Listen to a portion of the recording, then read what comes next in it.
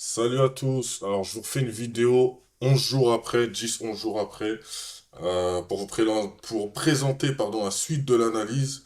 Je l'ai pas fait la semaine dernière. Normalement, j'aurais dû le faire, mais en fin de compte, je me dis heureusement que je l'ai pas fait parce qu'il s'est passé pas mal de choses entre les accords, les désaccords, les faux accords et les faux désaccords, que ce soit entre Trump et sa venue pour son tour d'Asie, que ce soit le cessez-le-feu qui n'a pas été respecté par rapport à Gaza, etc.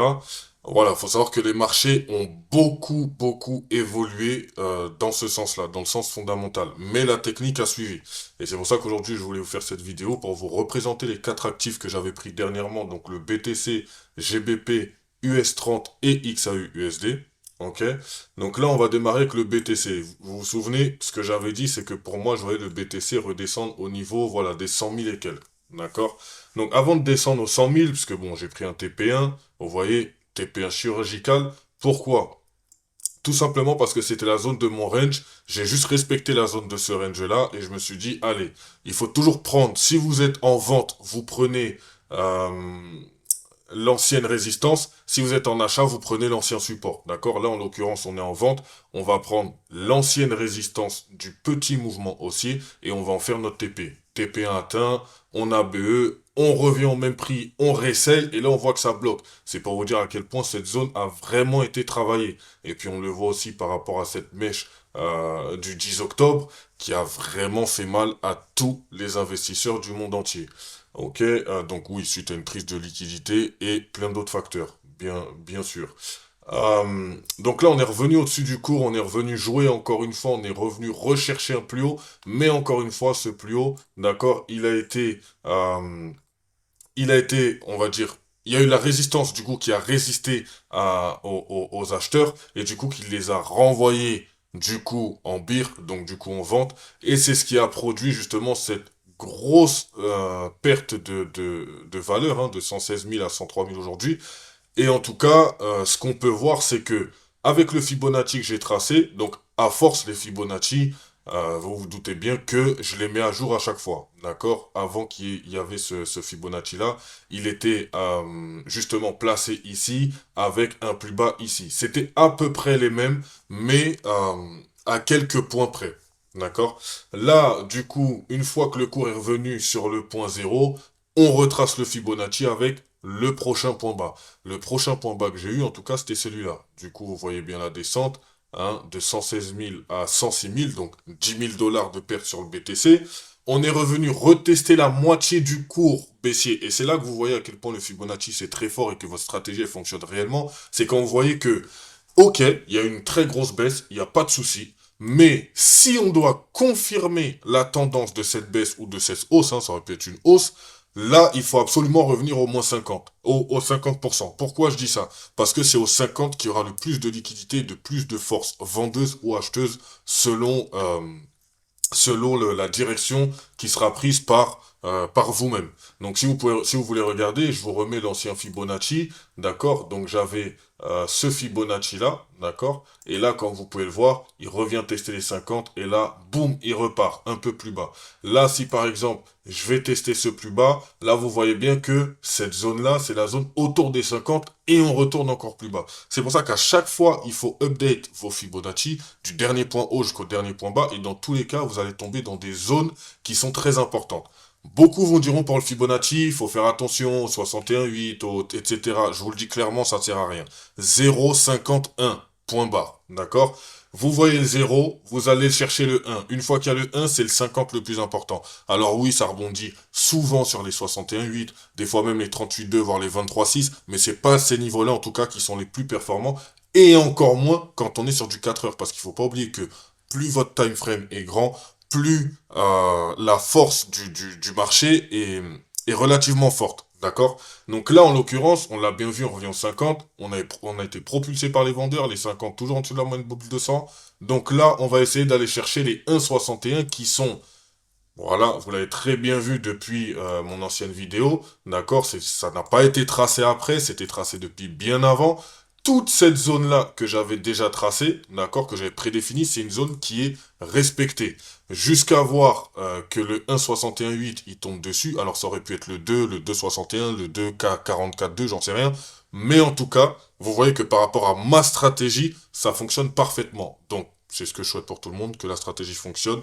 Et en tout cas, que vous puissiez, vous aussi, pouvoir générer des bénéfices uniquement avec un Fibonacci, même sans regarder le MACD ou le RSI ou le Ekinashi, ce que vous voulez. Sachez une chose, c'est que le Fibonacci peut faire 50% du taf. Parce qu'il faut savoir que les autres 50%, c'est vous et votre cerveau, votre confiance, votre discipline, c'est tout ça. Voilà, votre mindset, etc. Donc pour le BTC, pour l'instant, on est toujours en attente d'une touche dans la zone des 100, d'accord, des 100 000 $. Après, souhaitons-le qu'il n'aille pas plus bas, parce que sincèrement, s'il doit aller plus bas, on a cette zone-là aussi qu'on peut aller chercher pour travailler, d'accord? Toute cette zone ici, hein, d'accord? Hop, et voilà, donc, moi personnellement, ça m'inspirerait pas trop confiance à ce qu'il chute encore. Pourquoi? Parce que s'il chute encore, il va emmener beaucoup trop d'actifs et beaucoup trop d'indices boursiers avec lui. Oui, vous l'avez bien entendu, d'indices boursiers également. Donc pour l'instant, patience, on va voir ce qui se passe. On reste toujours en 4 heures. Moi, personnellement, pour ma stratégie, j'ai pas besoin de regarder en 1 heure, 30 minutes, etc. J'ai déjà analysé le cours et je l'analyse tous les jours. Même quand je ne dis rien, je suis en analyse. Et c'est pour ça que c'est très important de suivre un cours quotidiennement et pas de ne pas, pardon, s'éparpiller sur 15, 20, 30 cours comme la plupart font. Ils t'envoient des TP à 100 points, 150 points. Désolé les gars, mais aller soulever des palettes, c'est mieux. Ensuite, on a le GBP JPY qui répond bien du coup à l'attente du coup des investisseurs, hein, parce qu'il faut savoir qu'on a eu le 6 octobre la moyenne mobile 200, d'accord, en 30 minutes, hein, la moyenne mobile 200 qui a éjecté le cours avec un très très gros gap haussier que j'ai tracé avec ce grand rectangle que vous pouvez voir ici, d'accord. Donc on va retourner en 4 heures, comme d'hab, on va voir ce qui se passe en 4 heures. Là, actuellement, on est en dessous de la moyenne mobile 200. Vous vous souvenez, là, j'avais dit, ouais, on avait clôture en dessous, etc. Cette zone-là, d'accord, donc ce petit laps de prix, il a très bien tenu. Ouverture de gap, support, support. Là, clairement, il tiendra pas en tant que support. Donc, on peut même déjà aller chercher un TP à 198, 817. Mais ça ne veut pas dire qu'il va continuer qu'il ne peut pas venir jouer ici, aller chercher les SL avant de redescendre. C'est pour ça que je vous dis qu'il faut faire fortement attention à ça. Donc pour l'instant en tout cas, pour ma part, une future prise de position short serait la bienvenue avec juste un complément du gap. On est déjà rentré dans le range que j'ai tracé. Donc le range c'est la continuité du gap, hein, c'est le trou qu'il y a dans le marché et justement qui doit être comblé. Donc voilà, quand vous voyez que de 2381 à combien? À 198, 817, voilà, vous avez quand même 1500 points. C'est des points qui ne sont pas négligeables, si je puis dire. Donc voilà. En tout cas, je reste toujours dans l'attente. J'attends de voir même dans quelques minutes, parce qu'aujourd'hui, maintenant, en France, l'ouverture US est officiellement à 15h30 depuis l'heure d'hiver. Donc, voilà, je préfère attendre, voir comment ça joue, etc. Voir même comment ça va combler le gap. Et pourquoi pas, s'il ne va pas rechercher des niveaux plus bas, pourquoi pas euh, repartir sur un long, donc sur un achat.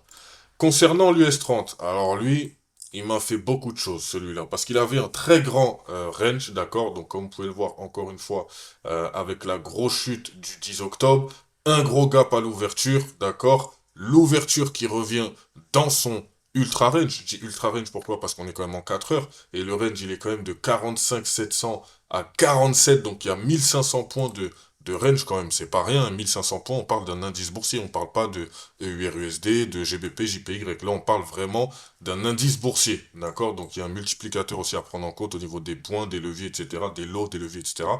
Et c'est justement pour ça que je vous dis qu'il faut toujours faire attention. Comme vous pouvez le voir, il y a eu un autre gap encore, donc un autre gap haussier qui a complètement été comblé par la suite. Là maintenant, on ne sait pas. Par rapport à la tech d'aujourd'hui, voilà, les grands groupes, les résultats qui ont été attendus, etc. On le sait qu'il y a eu pas mal de bons résultats, mais il y a aussi pas mal de mauvais résultats. Donc c'est ce qui joue un peu sur la confiance des investisseurs aujourd'hui, en tout cas sur le Dow Jones 30, qui aujourd'hui et plus vendeur. Je dis vendeur, pourquoi? Parce qu'on est en 4 heures. Si on passe en 30 minutes, d'accord, vous allez voir qu'en tout cas, la dernière tendance à court terme, attention, je dis bien à court terme, est vendeuse, d'accord, en 30 minutes, on est en dessous de la moyenne mobile 200, etc., il n'y a pas de problème.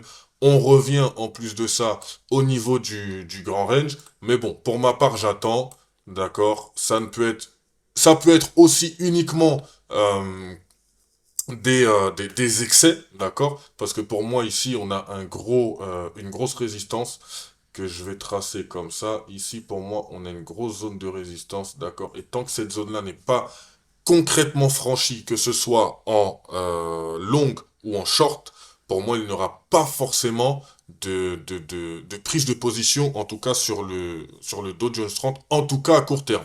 Après, à long terme, ceux qui ont des stratégies en swing, voilà, je pense que j'ai pas besoin de le dire, vous savez déjà. Et ensuite, c'est à vous de voir ce que vous voulez faire par rapport à votre stratégie. Là, en tout cas, comme vous pouvez le voir, j'avais tracé sur la dernière, à court terme, bien sûr, j'avais tracé le dernier Fibonacci, d'il y a quoi, il y a quelques jours quand même, il y a au moins 2 semaines, donc du 21 jusqu'au 22. D'accord, donc sur un jour, on a eu une bonne baisse, donc la baisse de 47,129 à 46,418, donc comme 600 points. Voilà, 600 points encore une fois, sur le Dow Jones, ce n'est pas rien. D'accord? Donc une bonne baisse, on a eu, quand je dis une bonne baisse, attention, c'est une correction. D'accord? Ce n'est pas un crash boursier, ce n'est pas, voilà, parce qu'il y a des gens qui emploient des mots et il faut faire très attention au langage, d'accord, au glossaire que vous allez employer, que ce soit même pour vous dans vos écritures sur vos books, que ce soit pour votre apprentissage, que ce soit dans vos discussions avec d'autres personnes qui sont dans le milieu. Donc voilà, faites très attention parce que quelqu'un qui va voir ça, qui ne connaît rien, il va juste se dire, waouh, il y a une chute de fou. Non, c'est juste une correction. Attention, et je vous parle de correction parce que si je dois le mettre en weekly et je dois vous prouver par A plus B que le cours ne fait que monter, ça ne fait que monter, d'accord? On a bien vu le Covid, ensuite il y a eu quelques crises, etc. Là, pareil, en avril 2025, par rapport à Donald Trump, etc., après sa prise de fonction depuis janvier, comme vous pouvez le voir, mais la moyenne mobile 200 tient toujours son cours, donc qui sait, peut-être même qu'on retournera sur une moyenne mobile 200 qui se trouvera dans les 41 et quelques, et on repartira. Mais c'est pour ça qu'il ne faut pas dire, oui, ça y est, le marché il a chuté, on part en vente, etc. Parce que non. Analysez bien, d'accord? Apprenez un bon vocabulaire boursier parce que croyez-moi, avoir un bon vocabulaire boursier, ça peut beaucoup vous aider dans vos prises de position, dans vos analyses et croyez-moi que c'est très, très, très important. Donc pour l'instant, l'US 30, encore une fois, on est dans l'attente. En ce qui concerne le gold, haha, le gold, le fameux gold, moi ça me fait rire. Pourquoi? Parce que tout le monde m'a dit, oh j'achète le gold quand il est à 4300. Attendez un petit peu, voilà. Ok, ils ont de l'or, il n'y a pas de problème. Mais c'est dommage d'avoir acquis de l'or à un prix fort alors que fallait très bien s'attendre après une chute de près de 50% du prix. D'accord? Parce qu'il faut savoir qu'il est parti de quand exactement? La hausse qu'il a pris là, de 3400 jusqu'à... Ben, il a pris presque 1000 $. Donc 1000 $, si on parle de 3400, c'est limite, on peut dire, allez, presque 25, 26, 27%. C'est quand même énorme. D'accord? Et même pour calculer, je vais même calculer comme ça. Voilà, je vous disais 20, 26, 27%. Regardez, on est à 27,52. Vous voyez ce que je veux dire? Imaginez un actif comme celui-ci qui prend 27,52%, d'accord, en l'espace de même pas un an. On parle du 1er septembre 2025, d'accord, au 16 octobre. On parle de un mois. Après, on le sait qu'il y a le fondamental qui a joué énormément, etc. Le dollar n'était pas en pleine forme. Euh, les vraies et fausses annonces qui ont été beaucoup bouleversées par les tweets de politiciens, etc. Donc voilà, faut prendre tout ça en compte. Là, en tout cas, en l'occurrence, sur l'or, on est sur une très belle zone. Pourquoi j'ai tracé cette zone ici?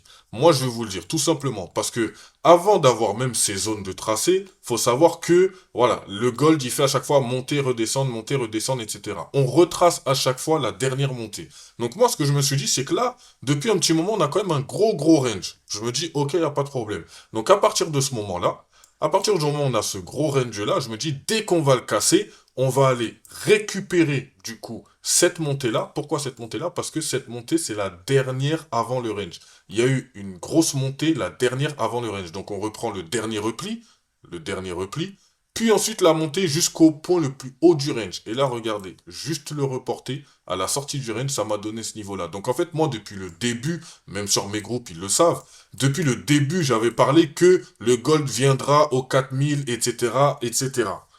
Je l'avais dit depuis un moment, c'est pas pour autant que je vais prendre du swing parce qu'on était encore dans le range et tout peut se passer. Mais c'était sûr pour moi qu'il allait arriver à ce niveau-là. Et quand vous voyez que on a eu un excès là, deux, trois excès, mais que la moyenne mobile 200, les excès qu'il y a sur la moyenne mobile 200 et pas le range se font à l'intérieur du range, c'est là où vous pouvez déjà vous dire, bon, il y a quand même des confluences. Et c'est ces confluences-là qu'il faut prendre en compte justement pour ne pas tomber dans le panneau justement de la manipulation boursière. Donc on a juste retracé ça, ok.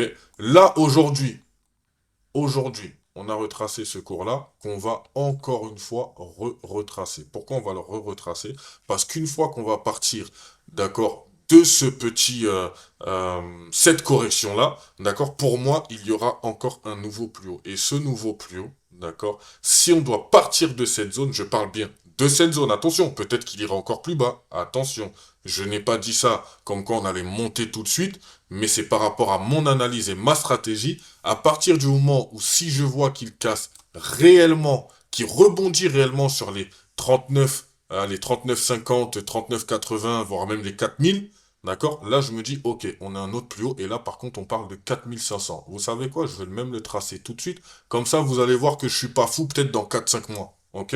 Donc là, pour l'instant, on reste dans l'attente. Pareil sur l'or. Il n'y a pas vraiment de choses à faire. Comme vous pouvez le voir, hier, j'ai tracé un range avec des excès. Est-ce qu'il fonctionne? Il fonctionne même pas. Regardez, 1 SL, 2 SL. Là, on a récupéré un TP à l'achat, un TP1 et un TP2 encore à la vente. Enfin voilà, on a récupéré quand même pas mal de points. De toute façon, c'est ce qu'il fallait. Après, c'est 2 SL, hein, parce qu'on a perdu ici 200 points. Ici, on a perdu 320 points. Ici, on a gagné... Combien on a gagné ici? Alors, ici, on a gagné 200 points. Le TP2, on a gagné 403 points. TP1, on a gagné 100 points. TP2, on a gagné 250 points. Donc, vous voyez, on rattrapera toujours les pertes et on sera toujours en bénéfice. Maintenant, il faut respecter le money management. Et il y a toutes ces conditions aussi à prendre en compte. Donc, sachez une chose, c'est que pour l'instant, le gold, il n'y a rien de sûr, d'accord? Parce que si je dois vraiment prendre une zone, je me dis que toute cette zone-là, elle est dangereuse, comme je vous disais, hein, des 39, 40 et quelques aux 4000. Donc voilà, on va plus jouer entre même les 3900, aller à 4000, 4050.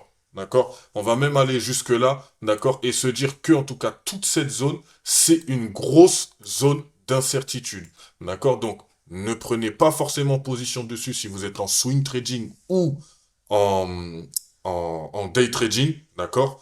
Mais par contre, si vous êtes en scalping, croyez-moi, vous pouvez largement vous faire plaisir sur le gold. Mais comme je vous disais encore une fois, moi, le scalping, c'est pas ce qui m'intéresse. Mais en tout cas, je pense qu'il y en a qui peuvent se faire la main dessus et essayer quelques petits stratégies en scalping si, par exemple, voilà, il y en a qui veulent forcer la chose. Mais en tout cas, comme je dis toujours, ne forcez jamais le graphique parce que c'est lui qui va vous forcer à faire ce qu'il a envie de vous faire faire. Et croyez-moi que même si vous voulez voir ce que vous voulez faire, ce que vous voulez voir sur le graphique se tiendra uniquement à la source qui est le fondamental. Donc voilà, je vous referai une autre vidéo d'ici quelques jours. Là, pour l'instant, je vous ai fait un autre suivi. On va voir ce qui va se passer en 30 minutes et en 4 heures, peut-être même en daily la prochaine fois. Et pourquoi pas même organiser un gros live sur YouTube pour voir s'il y a des gens qui sont intéressés, etc. Et voir si on peut faire une analyse technique à plusieurs. Donc voilà, en tout cas, bonne journée à vous, bon après-midi à vous. Profitez bien, les marchés, comme vous pouvez le voir, ils sont très très très très très bas. C'est les soldes. C'est le moment en tout cas d'investir sur les bons actifs. D'accord? Donc les bonnes cryptos, les bons ETF, etc. Ne vous dites pas, ah ça y est, le BTC il est à 103, j'achète tout de suite. Non. Analysez, faites les choses intelligemment. On est tous adultes, majeurs et vaccinés. On a tous un cerveau. Utilisons-le à bon escient et tout se passera bien. Voilà, voilà.